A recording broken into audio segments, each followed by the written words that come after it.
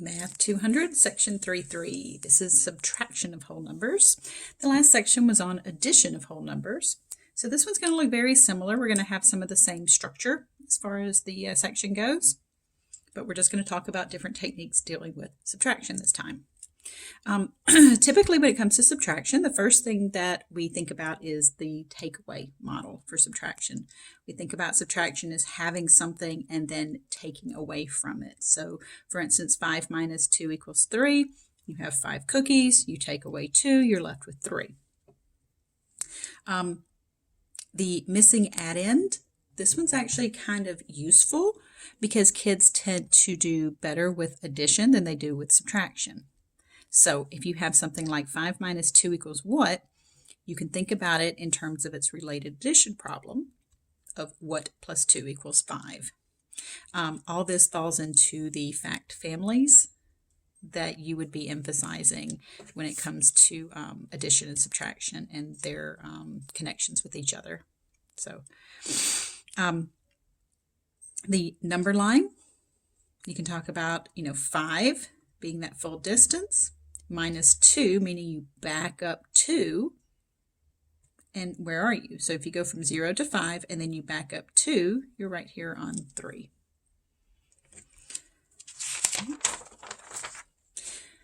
One technique that is often overlooked with subtraction, but is really important, is called the comparison method.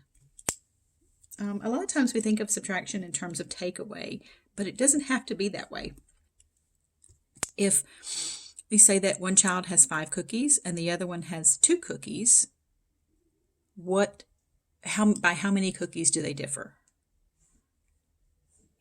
That's not a takeaway. We're not taking away cookies from anybody. One has 5, one has 2. The difference between the two groups is 3 cookies. Now remember, when you're subtracting, the answer to a subtraction problem is called the difference. Well, that comes from this comparison idea that two groups differ by, this amount. Also, something that you may not have heard before. Remember when we were adding, these were called addends, but now that we are subtracting, this first number is called the minuend and the second number is called the subtrahend. All right, the properties for whole number subtraction, there's really not any. But I wanted to go through why. There's not any. They're not closed. Remember, closure meant that you can do this operation to any 2 whole numbers and the answer be a whole number. And that's not true. I mean, look, there's a counterexample right there. 2 minus 7 is not a whole number. It's a negative. Whole numbers are 0, 1, 2, 3, 4, da, da, da. It's not commutative. Subtraction's not commutative. Subtracting and flipping these with subtraction gives you a totally different answer. It's not associative. These are going to give you 2 separate answers. It doesn't have an identity element because these are not the same. So I didn't want to just kind of glaze over that. I did want to show you why these properties that worked for addition and will work for multiplication in the next section, but why they don't work for subtraction. Okay, so let's talk about some algorithms. We have the standard algorithm. Now, this is where we do what most people call borrowing. I'm not a fan of calling it borrowing because if you think about it in everyday language, borrowing implies that you're going to give it back, right? This is not really borrowing. You have no intention of giving it back. It's more of regrouping. So that's the terminology that I prefer to use. I think it's a little bit more mathematical.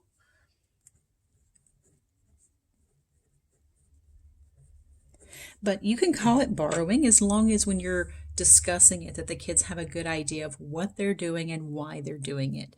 You don't just want to teach procedure. So 253 minus 26. All right, so we have 3 minus 6. Okay, so we can't subtract that. So we have to go over here and take 1 from this 4. Now we're not really taking 1. We're taking one group of 10. And then we put that 1 right there because we're adding 10 to the 3 that was already there. So that's now 13.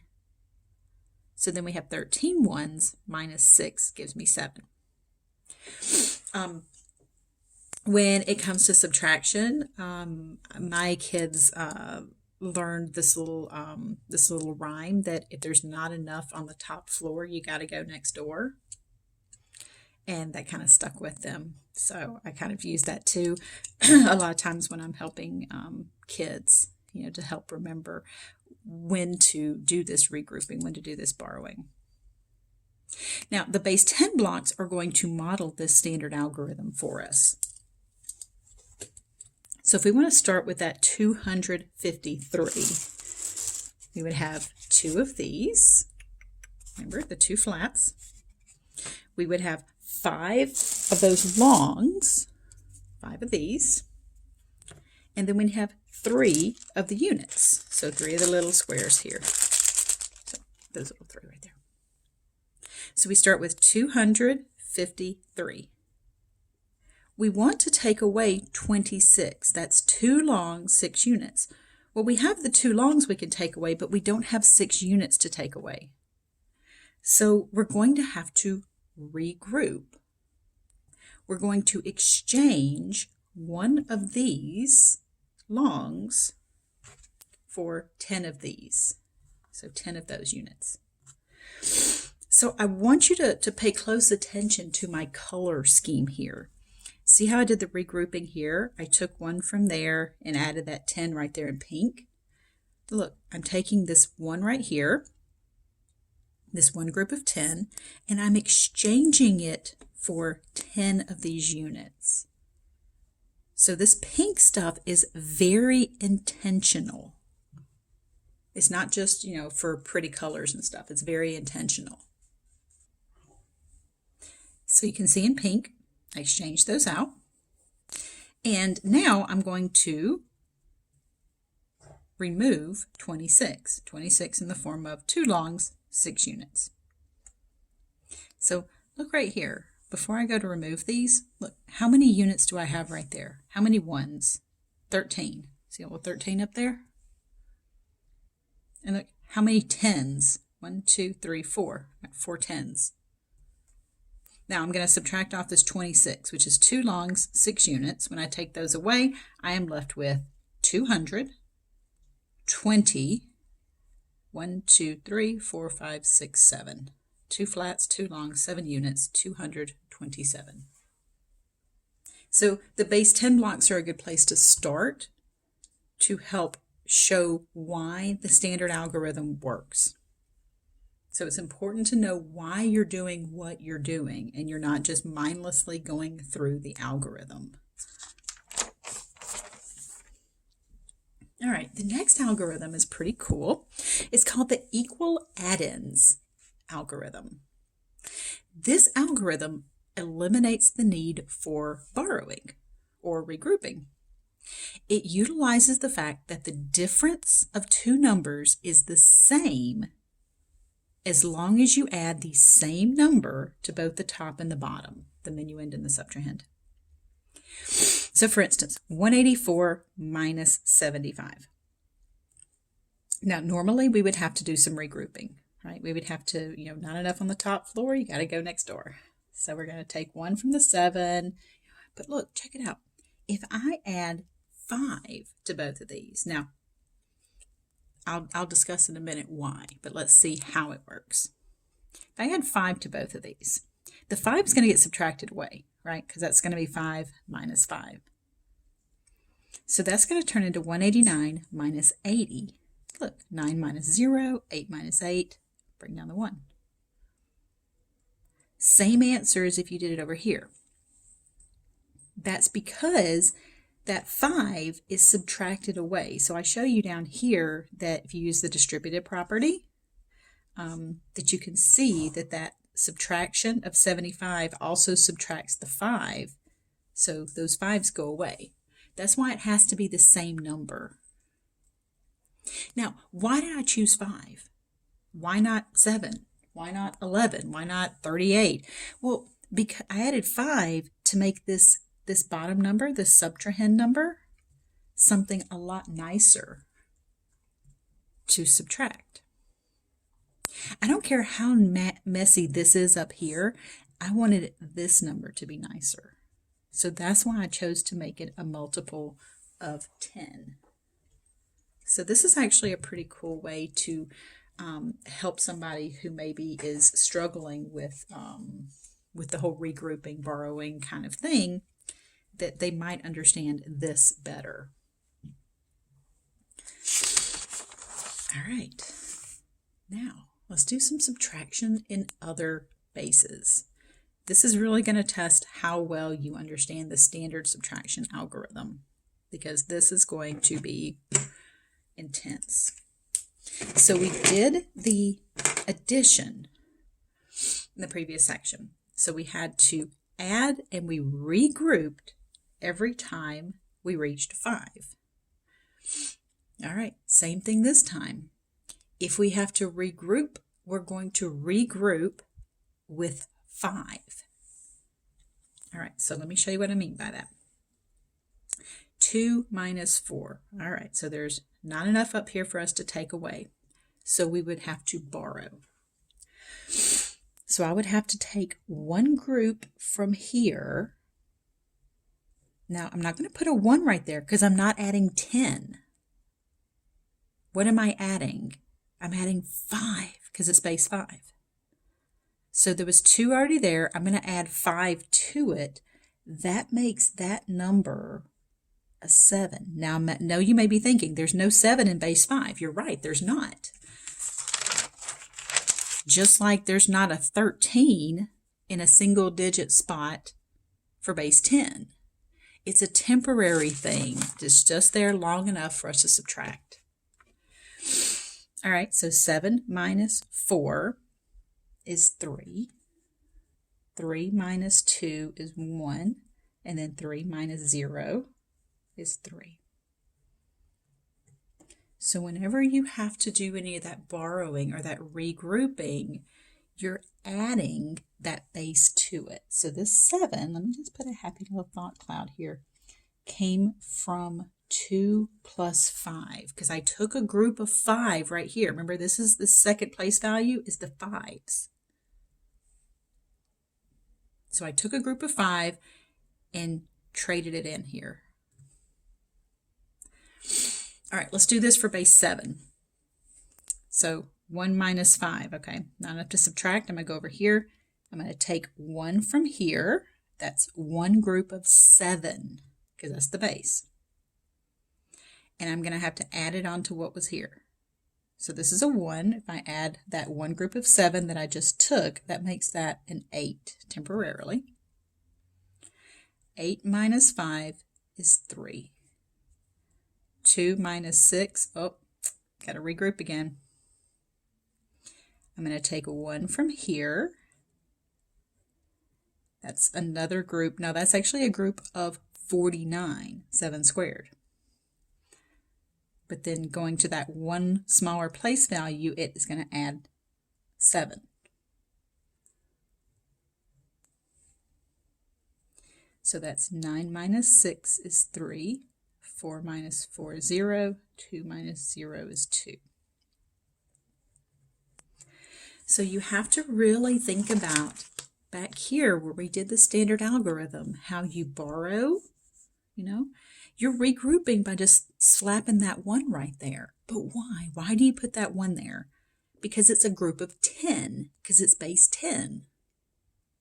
Well, here we're adding a group of 5. So technically, you could put a 1 in front of that 2, but I have a feeling if I did that, that you would think that's 12 base 10 instead of 1, 2 base 5. So I'm kind of doing a weird little base 10 mixture here. But just remember, anytime you borrow or you regroup, you are regrouping a group of this number, a group of 7, a group of 5. Here, this is going to be a group of 3. All right, so 2 minus 1. Okay, that's cool. That's 1. 1 minus 2. All right. Oh, we got a 0 there. All right, so we have to go over to here. I'm going to take 1 from there, and that's going to add 3. to that one. Then I've got to take 1 from there to add 3 to that 1 that was already there. All right, now I've got 4 minus 2 is 2, 2 minus 1 is 1, and then that's just 0. So the zeros are difficult in base 10. They're even more difficult in different bases because it turns into kind of a hot mess here. So, all right, I hope that made sense. If it doesn't and you want to see some more examples, you can always just shoot me an email and just say, hey, can we work out some more examples of these? And we can definitely do that. All right, so mental subtraction techniques. Now, some of them are going to be the same as the addition techniques. Now remember, mental means you're doing it in your head. It's not an estimation. So we have compatible numbers. All right, so let's group some compatible numbers here. The 57 minus 7, that's pretty nice, right? And then that 12 and 8 here, if I subtract 12 and I subtract 8, that's the same thing as subtracting 20.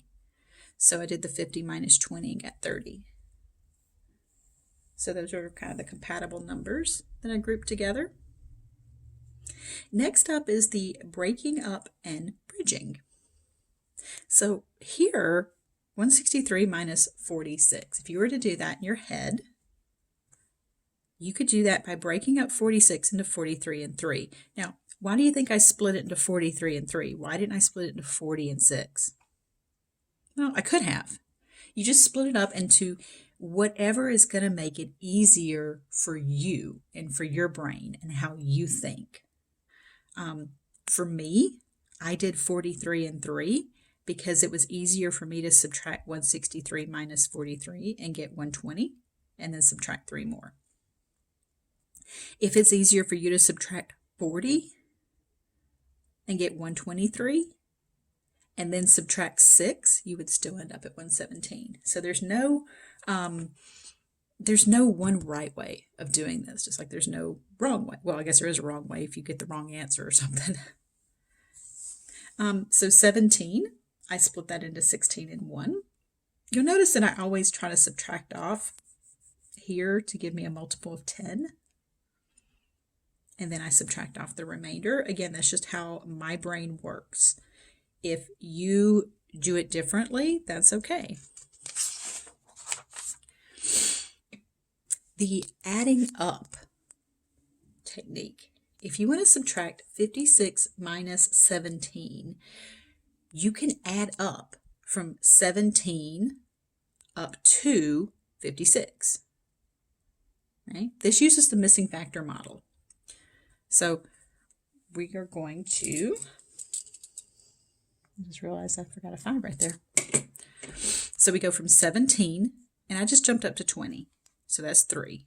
And then 20 to 50, that's 30. And then 50 to 6 is 6 more. And then if you add up how much you added on, that's 39. So that's what 56 minus 17 is. So this is using the missing factor model. This is also sometimes called the cashier's algorithm, that if, the total is $56 and some, or the total was what says it's something like 17, and then they give you $56 and you have to figure out what their change is going to be, that you can count up from the smaller number to the bigger number. I'm not going to show my age by telling you guys that that I had to do that as a cashier before machines did the subtraction for you. Oh, Lord. Anyway, so yeah, this is actually pretty cool as well, because again, this plays on the kids being able to do addition easier than subtraction. All right, another mental technique is equal differences.